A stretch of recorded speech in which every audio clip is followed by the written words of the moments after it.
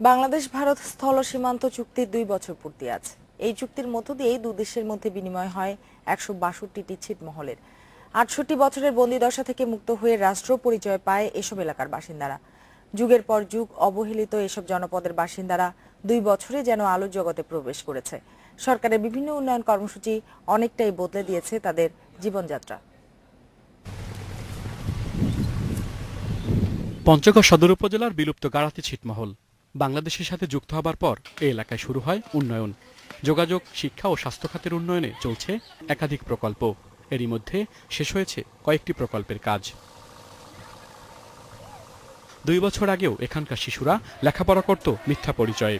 এখন পঞ্চগড়ে বিলুপ্ত 36টি ছিটমহলের বাসিন্দাদের জন্য নতুন শিক্ষা প্রতিষ্ঠান, পাকা সড়ক ও দেয়া হয়েছে বিদ্যুৎ সংযোগ।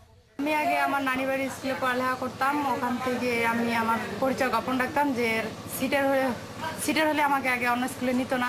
যে বিদ্যুৎ সংযোগ হওয়াতে আমরা অন্ধকার থেকে আলোকিত জগতে আসতে পারছি, আমাদের বাচ্চা কাচ্চা লেখাপড়া করতে পারতেছে।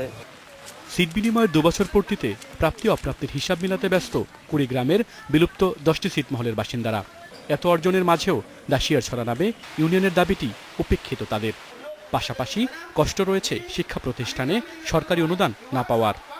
মানবেতরভাবে জীবনযাপন করে এখানে একটা আশার আলো নিয়ে এই প্রতিষ্ঠান চালনা করে আসতেছে। তো এখানে অবশ্যই আমাদের সরকারের পৃষ্ঠপোষকতা দরকার, এমপিও ভুক্তিকরণ দরকার। বিলুপ্ত ছিটবাসীদের মূলধারায় নিতে নানা ধরনের পদক্ষেপ সহ নেওয়া হয়েছে শিক্ষা প্রতিষ্ঠান এমপিও ভুক্তির উদ্যোগ বলে জানিয়েছেন জেলা প্রশাসন। 2 বছরে তাদের যে প্রত্যাশা ছিল সেটির জন্য আমাদের সর্বাত্মক কাজ চলছে এবং এটি যাতে আরও বেশি উন্নত করা যায়, আরও বেশি তাদের জন্য সার্থক করা যায় সে বিষয়ে আমাদের কাজ চলছে। উন্নয়নের ছোঁয়ায় পাল্টে যাচ্ছে লালমনিরহাটের সদ্য বিলুপ্ত 59টি ছিটমহলের চিত্র। শেষ হয়েছে জাতীয় পরিচয়পত্র ও ভোটার তালিকা প্রণয়ন। তৈরি করা হয়েছে আশ্রয়ন প্রকল্প। আমরা অনেক কিছু পেয়েছি। আগে ছিল খেলি ঘর, এখন আমাদের টিনের ঘর তুলে দিছে। 2015 সালের 31 জুলাই মধ্যরাত থেকে কার্যকর হয় বাংলাদেশ ভারত স্থল সীমান্ত চুক্তি।